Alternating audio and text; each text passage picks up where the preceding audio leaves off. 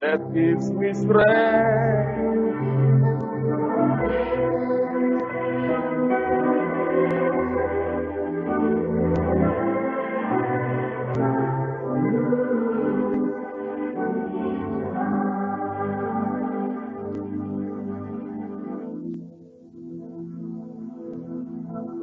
Saudara, sebelum kita berdoa,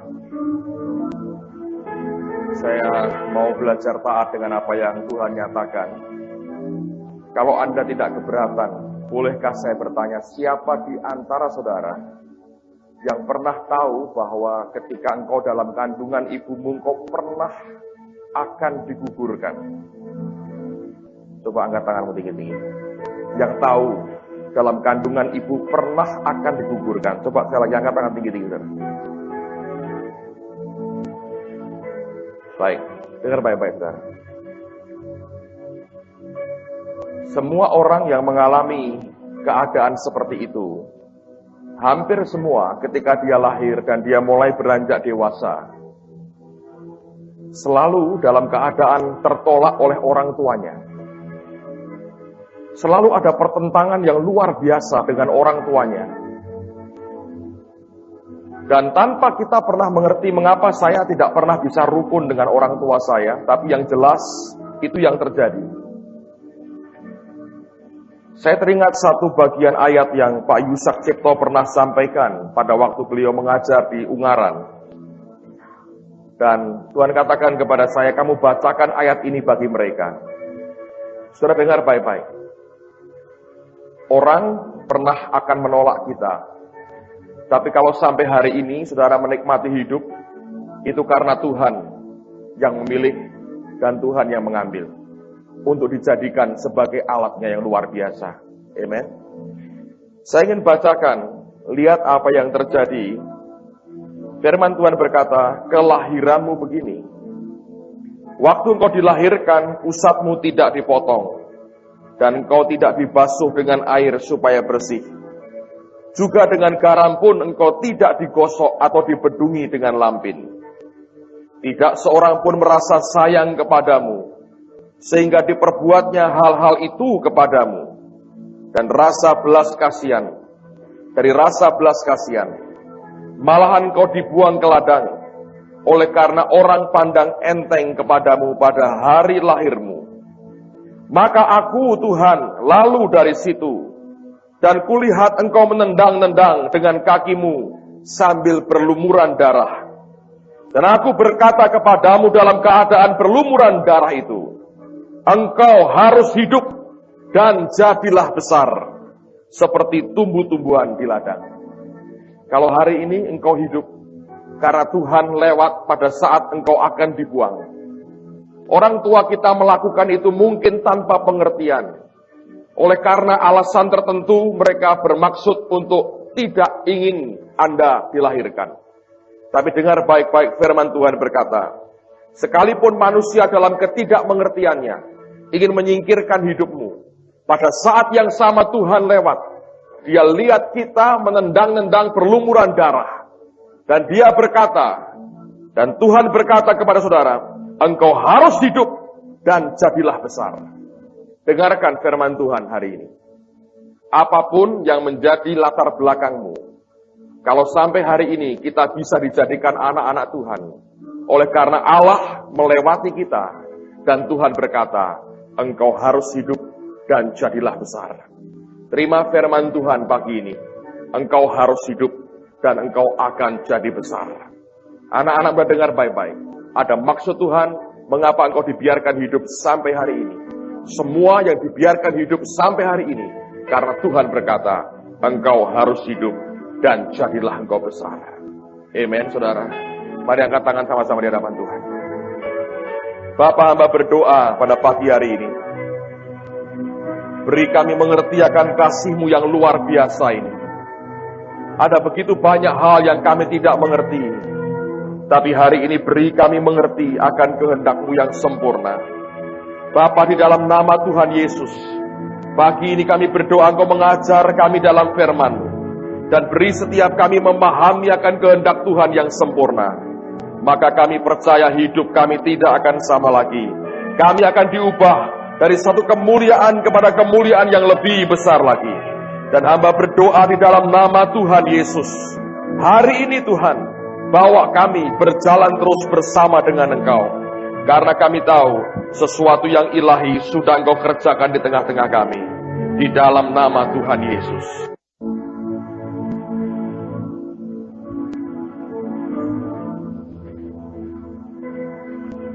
Saya baca satu artikel menarik sekali yang dikutip oleh seorang hamba Tuhan bernama E.W. Tozer. Kalau Anda bisa menikmatinya dalam bahasa Inggris, apa yang dia sampaikan ini sungguh-sungguh memberkati. Saya ceritakan, saya bacakan dengan teman-teman di Ungaran beberapa hari yang lalu.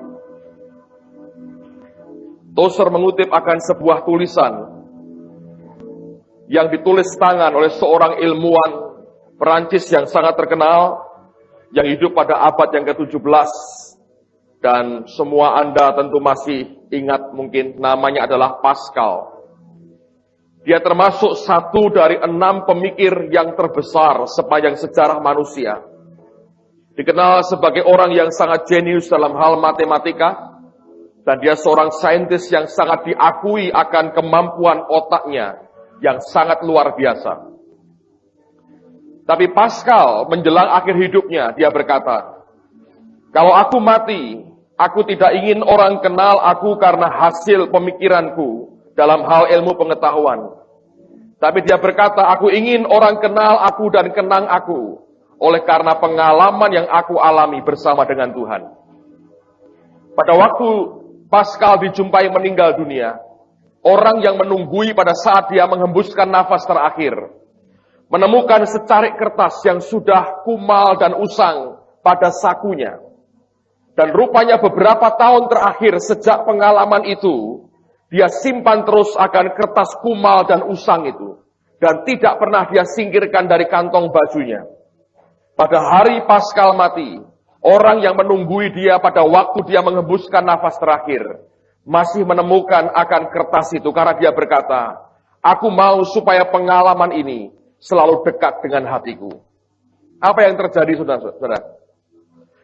Pada waktu itu dia berkata begini, pada jam 10:30 malam sampai jam 12:30 pagi, dia mengalami perjumpaan dengan Tuhan.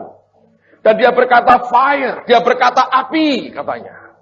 Dan dia mulai berkata, oh Allah Abraham, Allah Ishak dan Allah Yakub. Allah bukan Allah para filsuf dan orang-orang pandai. Tapi Allah dalam Kristus Yesus yang hanya bisa diselami lewat jalan-jalan Injil. Kemudian dia berkata, sukacita, perasaan yang luar biasa, air mata. Dan dia berkata, air mata kebahagiaan. Tulisan yang singkat itu, dia tulis dengan tangannya sendiri. Kemudian dia lipat, dan dia masukkan di sakunya.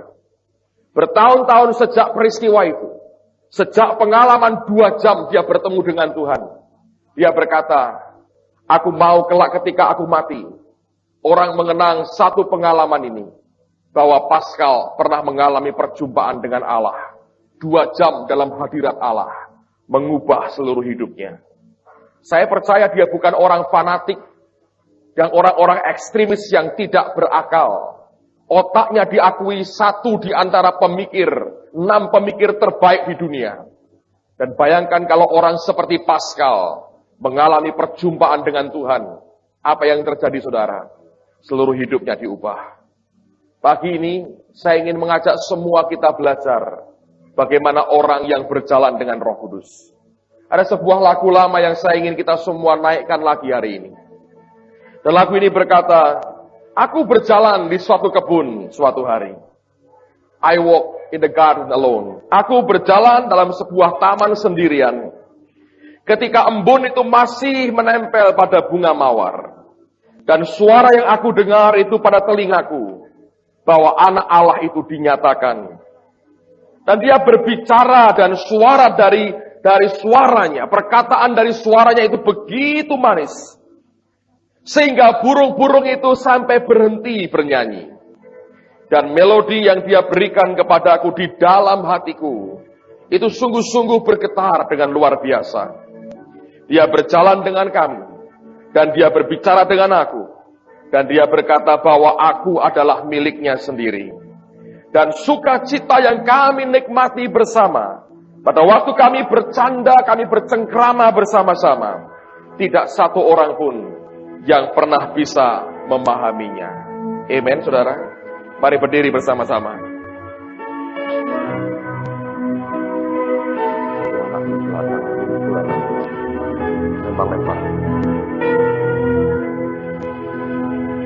I come to the garden alone, while the dew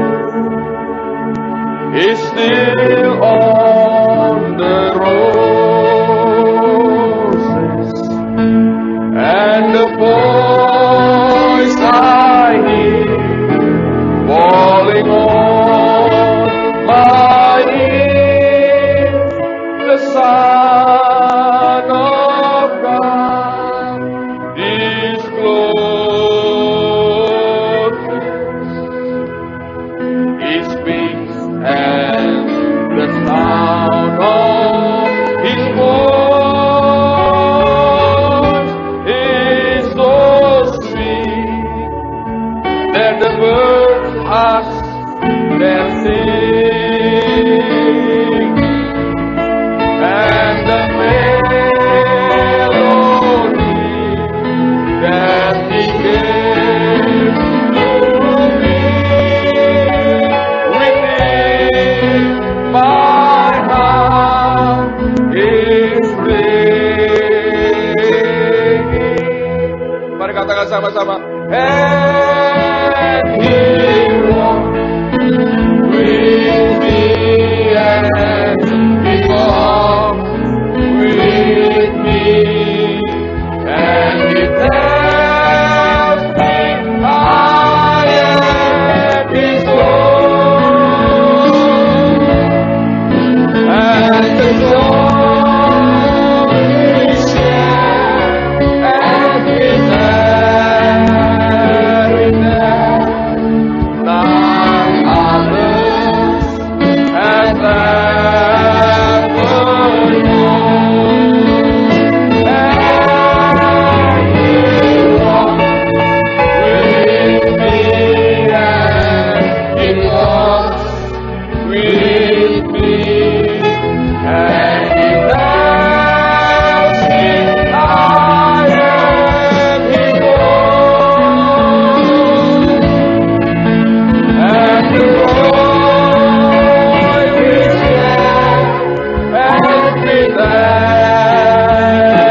there, none other has ever known. And He walks with me, and He walks with me, and He tells me I am His own,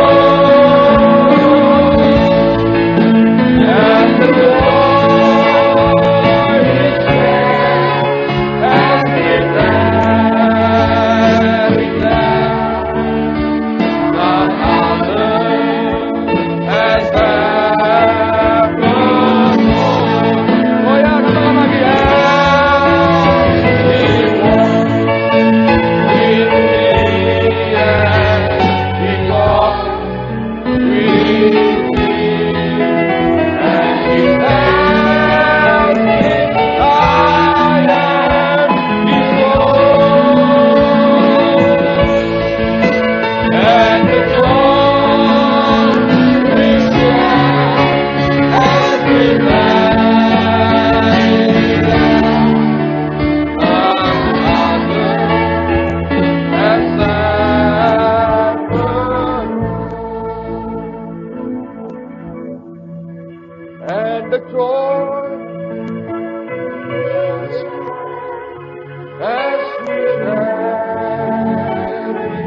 there, none other has ever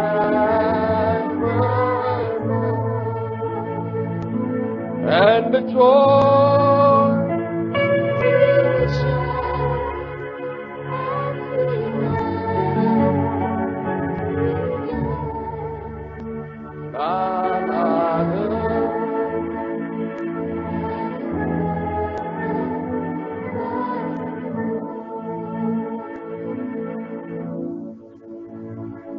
Pagi ini hamba berdoa demi nama Yesus. Wahyukan kebenaran-Mu Tuhan. Dan buat kami mengerti akan kehendak-Mu yang sempurna atas kehidupan kami. Demi nama Tuhan Yesus. Amen, amen, amen.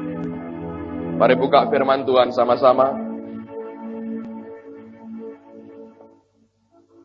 Kejadian pasal yang kelima. Kita Kejadian pasal yang kelima. Lihat pada ayat yang ke-28 dan 29.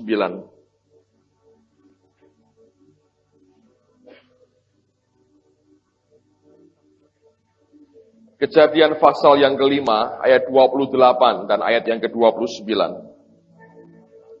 Firman Tuhan berkata, setelah lama hidup 182 tahun, ia memperanakkan seorang anak laki-laki dan memberi nama Nuh kepadanya. Katanya, anak ini akan memberi kepada kita penghiburan dalam pekerjaan kita yang penuh susah payah di tanah yang telah terkutuk oleh Tuhan.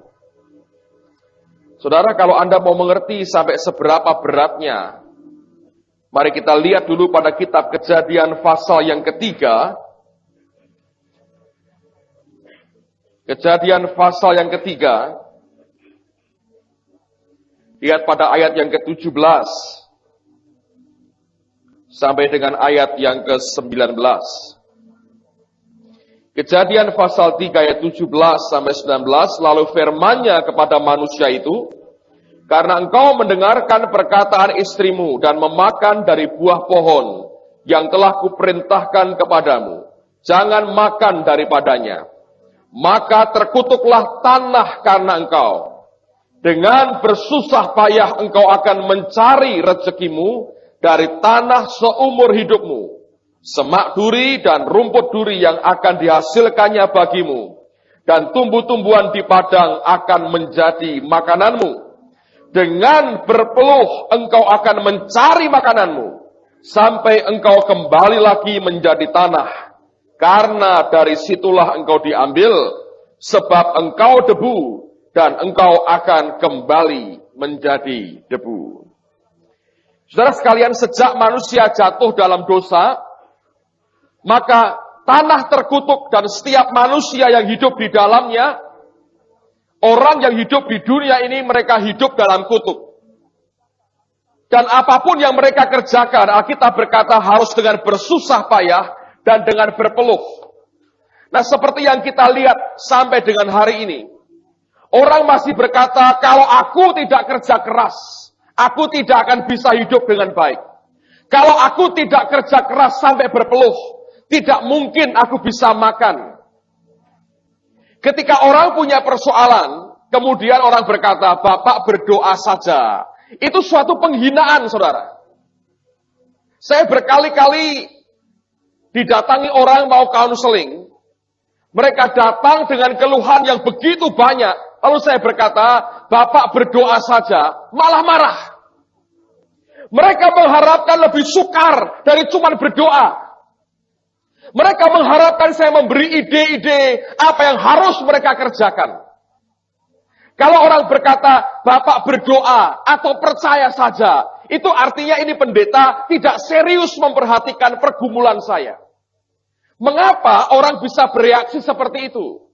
Karena hakikatnya mereka masih hidup di dalam kutuk walaupun mengaku dirinya sebagai orang Kristen. Ini aneh, saudara. Tapi Kejadian mengatakan dengan jelas kepada kita, pada hari di mana manusia jatuh dalam dosa, Tuhan berkata, terkutuklah tanah oleh karena engkau. Dengan berpeluh, dengan kerja keras, dengan susah payah, engkau akan mencari rezekimu. Nah, sampai hari ini masih banyak orang Kristen yang mengaku percaya kepada Yesus, tapi hidup seperti orang terkutuk.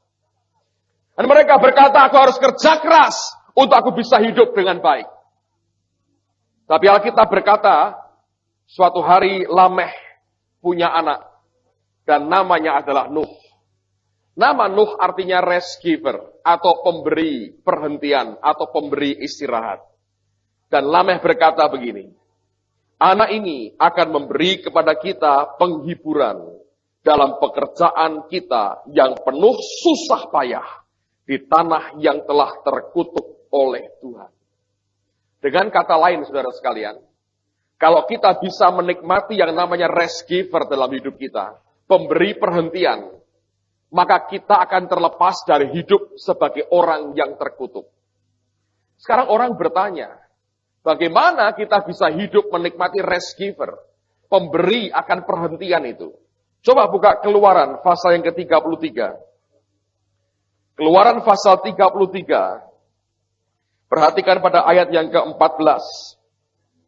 Keluaran 33 ayat 14. Firman Tuhan berkata, lalu ia berfirman, aku sendiri hendak membimbing engkau dan memberikan ketentraman kepadaku. Allah berkata kepada Musa, my presence will go with you and I will give you rest. Hadiratku akan pergi bersama dengan engkau dan aku akan berikan rest, perhentian, istirahat kepadamu. Dengan kata lain sebetulnya, yang namanya rest giver, itu adalah Roh Kudus sendiri.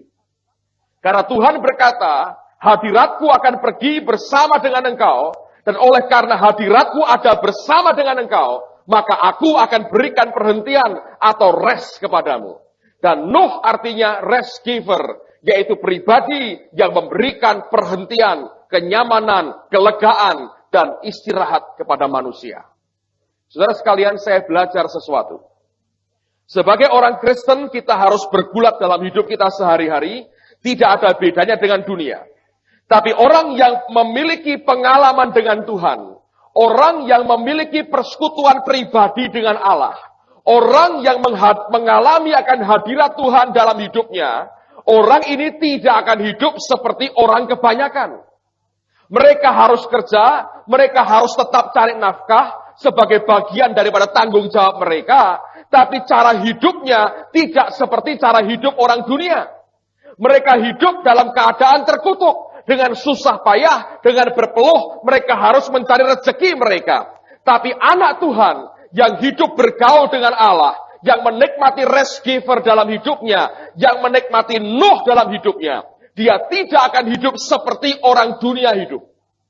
Dan saya ingin buktikan kepada saudara, bahwa inilah yang selalu jadi pertentangan dalam kehidupan kita. Antara kita kerja dengan kekuatan kita, atau kita mengandalkan anugerah Allah dan hidup di dalam hadiratnya.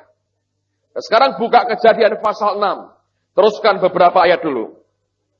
Kejadian pasal 6, ayat yang pertama sampai dengan ayat yang ketiga. Ketika manusia itu mulai bertambah banyak jumlahnya di muka bumi, dan bagi mereka lahir anak-anak perempuan, maka anak-anak Allah melihat bahwa anak-anak perempuan manusia itu cantik-cantik. Lalu mereka mengambil istri dari antara perempuan-perempuan itu, siapa saja yang disukai mereka. Ayat yang ketiga, berfirmanlah Tuhan, rohku tidak akan selama-lamanya tinggal di dalam manusia, karena manusia itu adalah apa? Daging.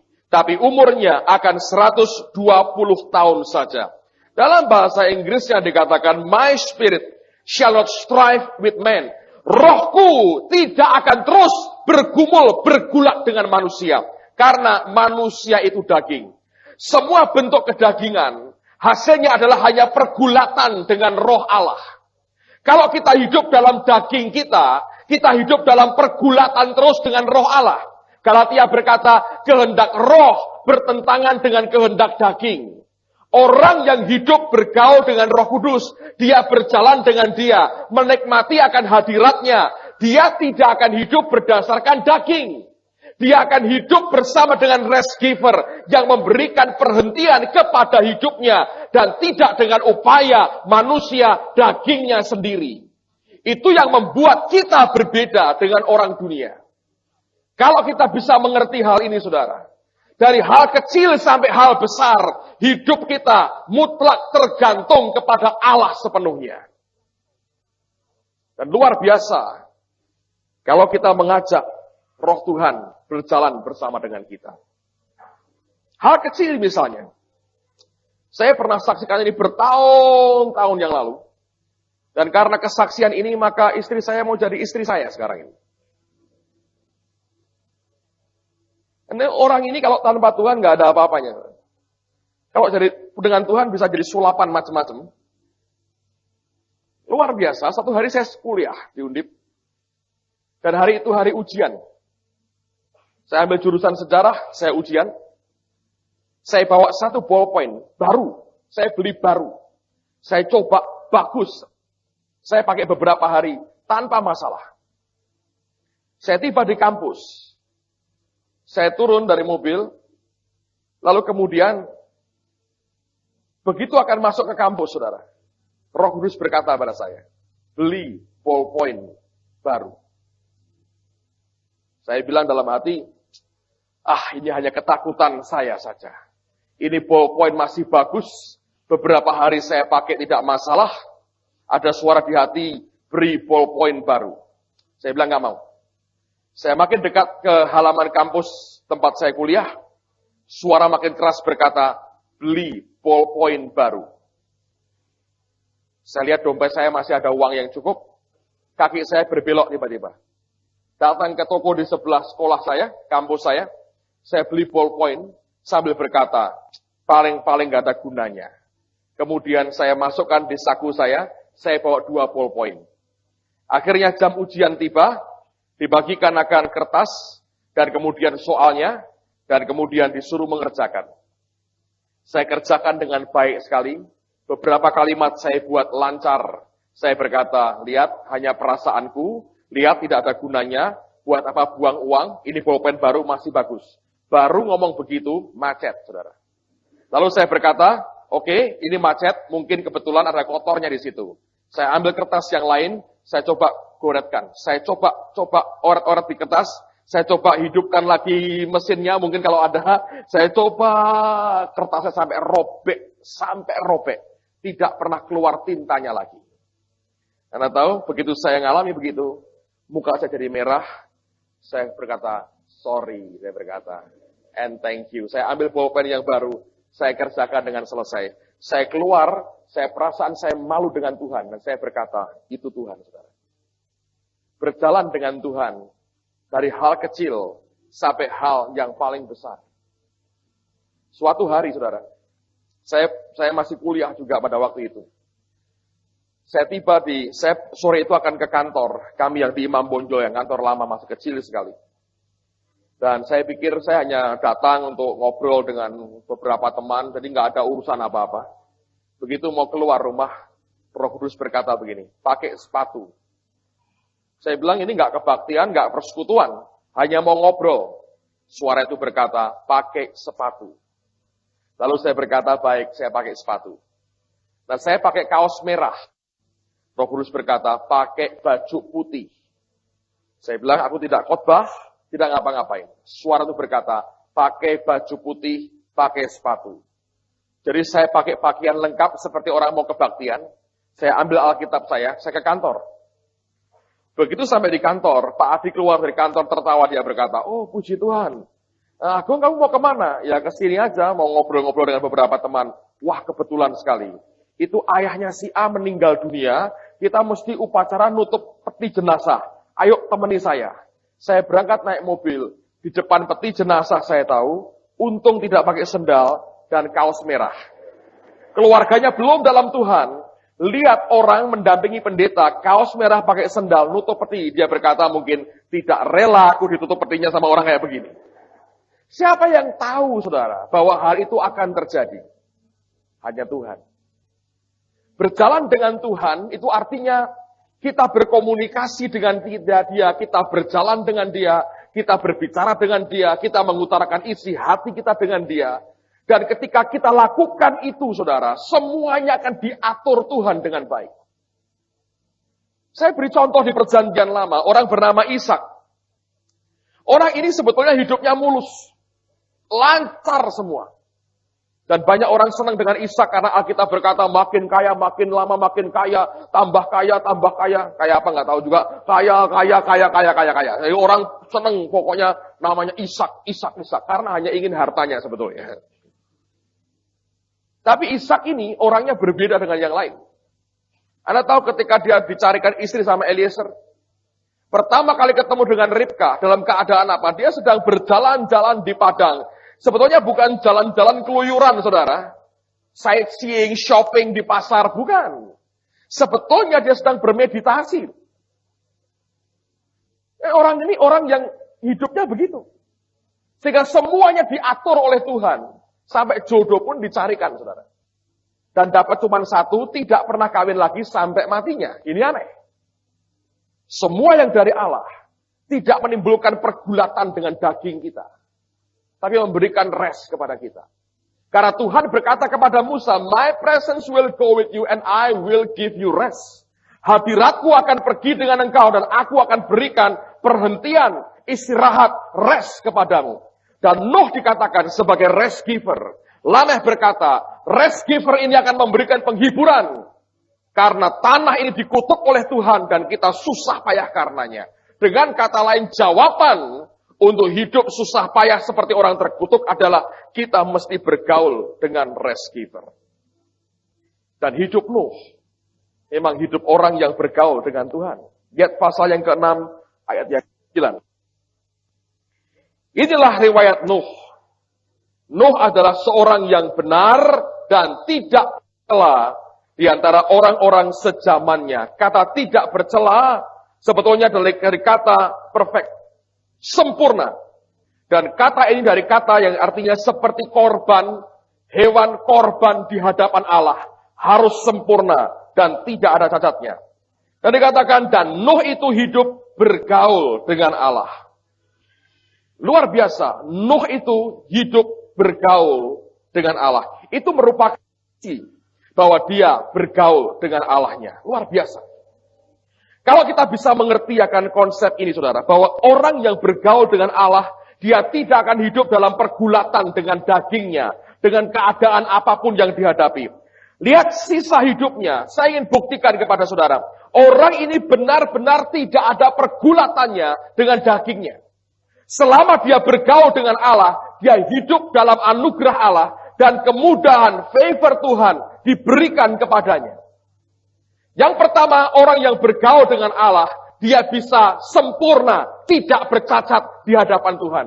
Bukannya tanpa kesalahan, tapi hidupnya, hidup dalam ketaatan. Itu yang membuat Allah berkata, orang ini tidak bercela. Tapi yang kedua, kalau Anda perhatikan, luar biasa. Coba buka dalam 2 Petrus pasal yang kedua. Apa yang dialami oleh Nuh sebenarnya? 2 Petrus pasal yang kedua. Perhatikan pada ayat yang kelima, dari 2 Petrus 2, ayat yang kelima.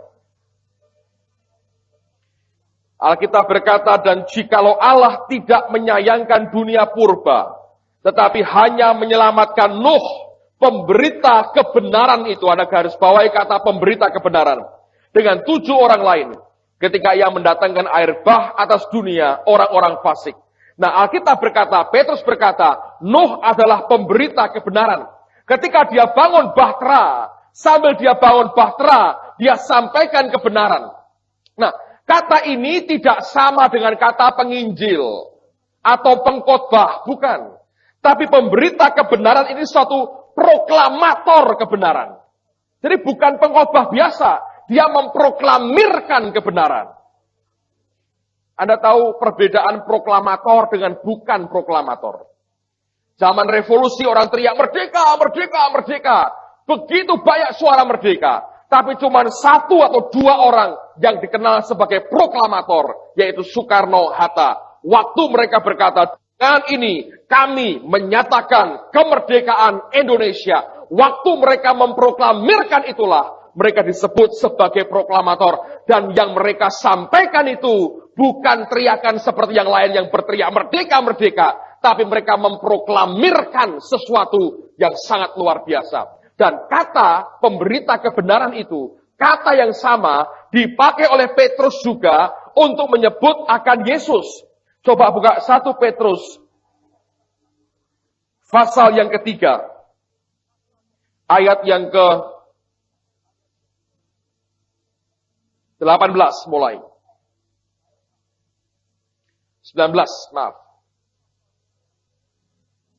1 Petrus pasal 3, mulai ayat 19. Dan di dalam roh itu juga, ia pergi memberitakan Injil kepada roh-roh di dalam penjara, yaitu kepada roh-roh mereka yang dahulu pada waktu Nuh tidak taat kepada Allah. Ketika Allah telah menanti dengan sabar, waktu Nuh sedang mempersiapkan bahteranya, di mana hanya sedikit, yaitu 8 orang yang diselamatkan oleh air bah. Alkitab berkata, Yesus pergi memberitakan Injil. Sebetulnya dia pergi bukan ngotbahi nginjili orang. Dia memproklamirkan Injil kepada mereka. Kata yang sama dipakai ketika Nuh sebagai proklamator kebenaran. Orang yang hidup bergaul dengan Allah, saudara, ada begitu banyak keajaiban. Ada begitu banyak kemudahan. Ada begitu banyak favor, kemurahan Allah yang dia berikan kepada kita. Dan banyak orang Kristen bertanya, bagaimana saya mesti mulai? Simple aja, sebab dia di dalam kita. Waktu kita berkata, Tuhan, aku mau belajar berjalan dengan Engkau. Aku mau bergaul dengan Engkau. Dia akan bergaul dengan kita. Kerinduan hatinya adalah bergaul dengan anak-anaknya. Sekarang lihat pada Kejadian pasal 7. Lihat mulai ayat yang pertama. Lihat beberapa hal yang dialami oleh Nuh ini luar biasa. Kejadian pasal 7, lihat mulai ayat yang pertama. Lalu berfirmanlah Tuhan kepada Nuh, masuklah ke dalam bahtera itu, engkau dan seisi rumahmu. Sebab engkau yang kulihat benar di hadapanku di antara orang zaman ini. Dari segala binatang yang tidak haram haruslah kau ambil 7 pasang, jantan dan betinanya. Tapi dari binatang yang haram 1 pasang, jantan dan betinanya. Juga dari burung-burung di udara 7 pasang, jantan dan betinanya. Supaya terpelihara hidup keturunannya di seluruh bumi. Sebab 7 hari lagi aku akan menurunkan hujan ke atas bumi 40 hari 40 malam lamanya. Dan aku akan menghapuskan dari muka bumi segala yang ada yang kujadikan itu. Lalu Nuh melakukan segala yang diperintahkan Tuhan kepadanya. Nuh berumur 600 tahun ketika air bah itu datang meliputi bumi. Masuklah Nuh ke dalam bahtera itu bersama-sama dengan anak-anaknya dan istrinya dan istri anak-anaknya. Karena air bah itu dari binatang yang tidak haram dan yang haram, dari burung-burung dan dari segala yang merayap di muka bumi. Datanglah sepasang mendapatkan Nuh ke dalam bahtera itu, jantan dan betina, seperti yang diperintahkan Allah kepada Nuh. Ini aneh, saudara. Dengar dulu baik-baik. Allah perintahkan Nuh, engkau ambil, kumpulkan mereka. Saya yakin ini bukan tugas gampang, saudara. Sebab ketika itu dosa sudah masuk, binatang tidak lagi tunduk pada manusia. Dulu Adam, semua tunduk, dia panggil, dia beri nama, dia apakan aja. Mereka dengan happy datang kepada Adam. Ketika dosa masuk, semua berubah. Tapi yang luar biasa, Tuhan berkata kepada Nuh, sekarang kau kumpulkan mereka, sekian pasang, dan bawa masuk dalam bahtera. Tapi kenyataannya, saya yakin begini, Nuh mulai kerjakan, saudara. Yang dia bisa pegang, dia bisa pegang. Paling tidak, domba yang dia punya, masukkan dulu. Mungkin anjing peliharaannya, dia masukkan dulu. Mungkin kucing kesayangannya, dia masukkan dulu. Tapi tikus, semut, cicak, tokek. Apalagi? Hah? Kecoa. Gimana tuh? Kecoa. Cacing. Bagaimana ngumpulkan cacing? Dan tahu ini cacing betina, jantan. Dari mana taunya? Mikir nggak, saudara? Coba kalau hari ini Anda jadi Nuh. Kumpulkan mereka. Saudara berkata, saudara-saudara, saya diperintah Tuhan untuk begini. Orang bilang apa? Sesat. Berkhayal. Tidak masuk akal. Kan begitu kan? Tapi orang yang bergaul dengan Allah tidak peduli.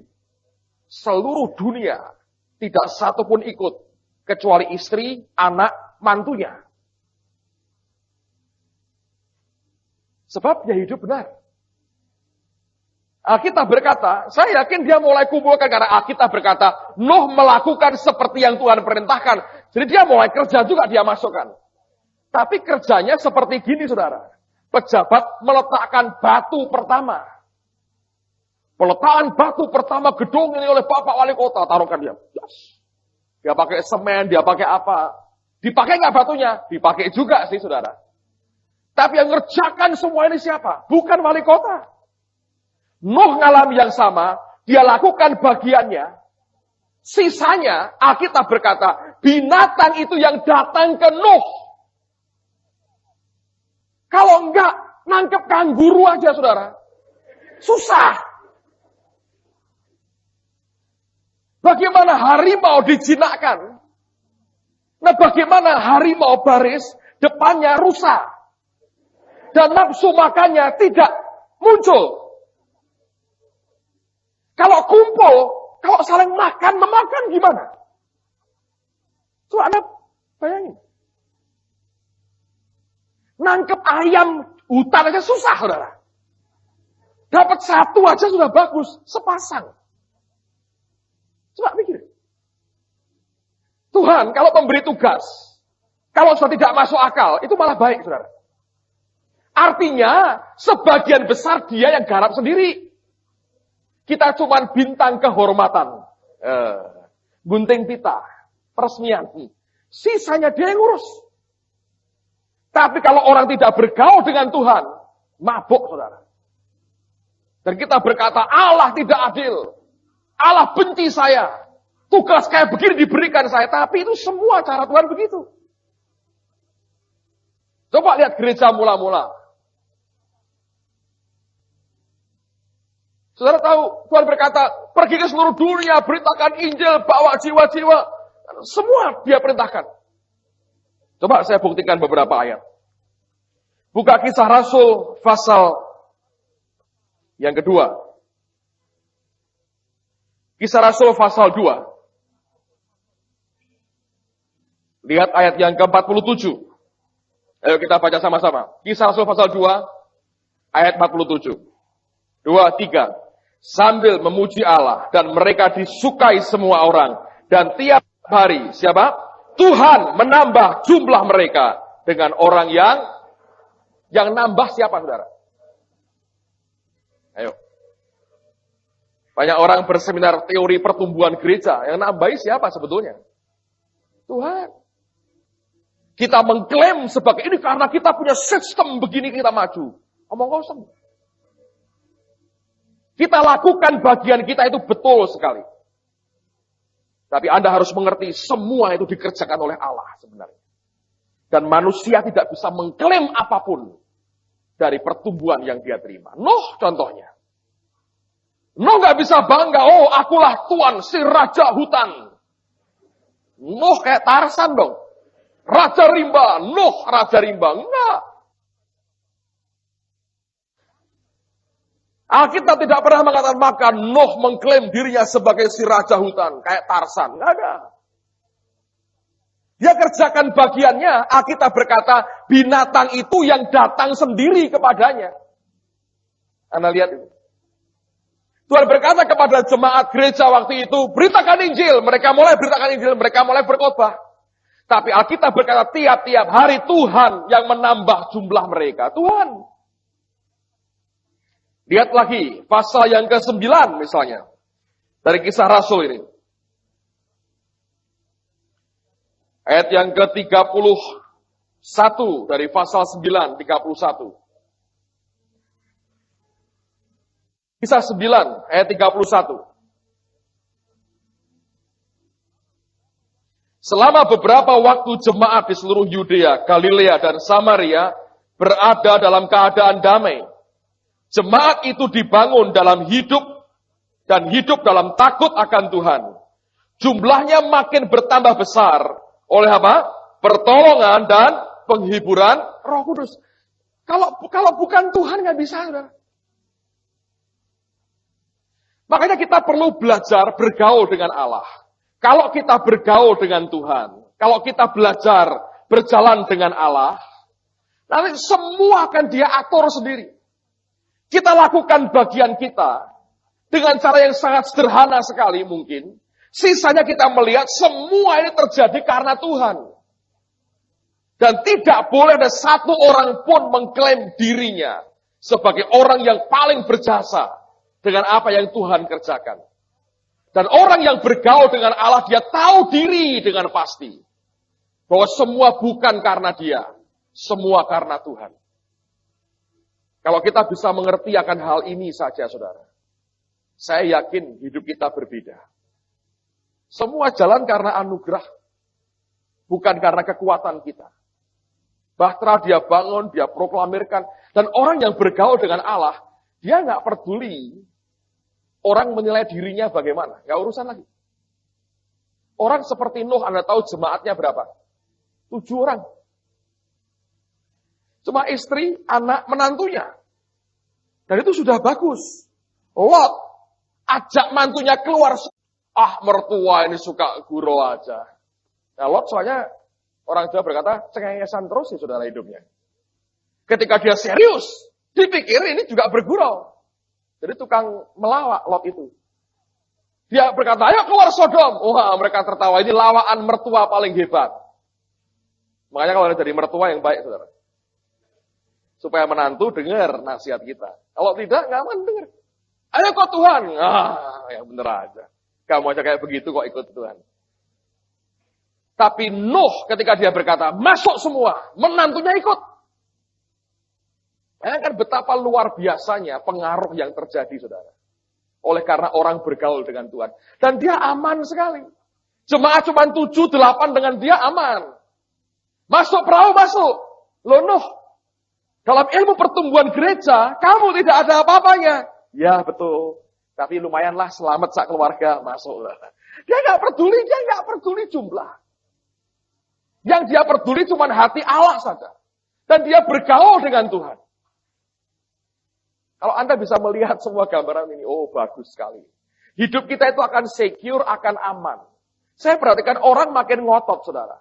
Orang makin bergulat dengan dagingnya. Orang makin benar-benar berkata, aku mau fight untuk hidupku. Aku mau berjuang habis, aku mau begini. Nggak ada gunanya. Kalau kita disertai Tuhan, kita disertai Tuhan. Kalau kita diberkati. Semua hasil karena kita bergaul dengan Dia. Amen, saudara. Kita lakukan bagian kita. Yang terbaik kita bisa buat kita lakukan. Sisanya Allah yang kerjakan semuanya. Itu loh bergaul dengan Tuhan, saudara.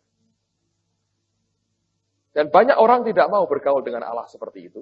Mereka mau memutuskan semua dengan apa yang mereka pandang baik. Tapi saya mau beritahu pada pagi hari ini, saudara.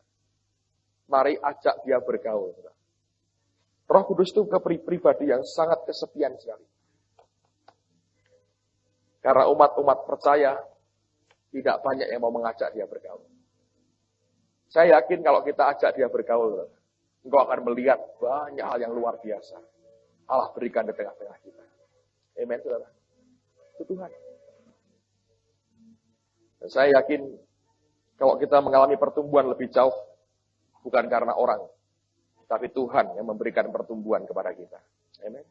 Dan saya berdoa orang-orang yang ditambahkan di tengah-tengah kita, sungguh-sungguh orang-orang yang dari Tuhan, dan yang haus dan lapar akan Tuhan.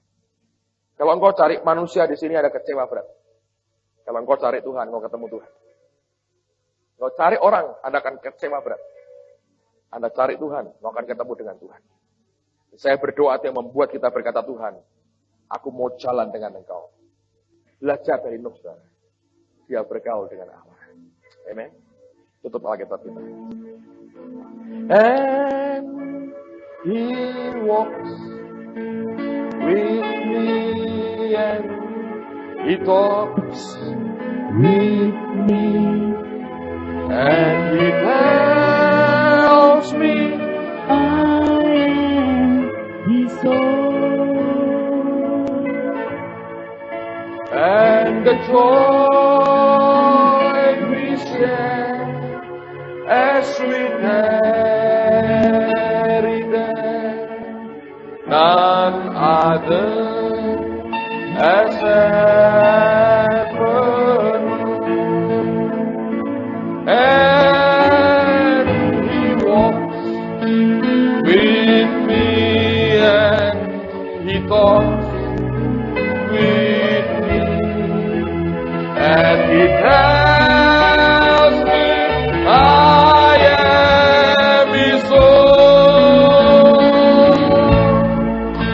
And the joy we share as we carry them, none other as ever known. And he walks with me and he talks with me and he tells me I am his own. And the joy we share as we carry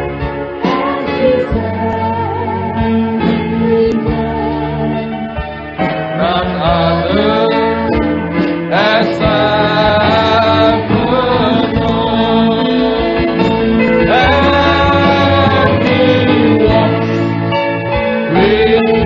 me and he talks with me and he tells me I am his own. And the joy we share as we carry them, none other as katakan lagi. And he walks with me and he talks with me and he tells me I am his own. And the joy we share as we carry them, none other as ever known. Jalan dengan Tuhan, kita belajar menyukakan hati Allah, kita belajar bergaul dengan Allah. Ternyata itu luar biasa, membuat kita makin kenal siapa Tuhan. Dalam keadaan seperti apapun, kita bisa lewati dengan baik. Itu yang Alkitabiah dan Allah mau kita bergaul dengan dia. Alkitab berkata, akhir zaman seperti zaman Nuh. Orang kawin-kawinkan, makan, minum seperti zaman Nuh. Hidup kita harus seperti Nuh. Karena ini seperti zaman Nuh, sebelum Tuhan datang. Hiduplah bergaul dengan dia. Kau akan lihat kemuliaannya dinyatakan buat kita. Mari angkat tanganmu sama-sama. Hamba berdoa demi nama Yesus. Tuhan nyatakan akan anugerah-Mu kepada anak-anak-Mu. Supaya kami bisa berjalan dengan Engkau. And He walks with me and He talks with me.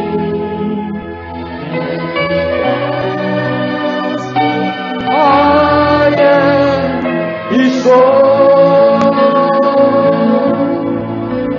and the joy we share as we carry them.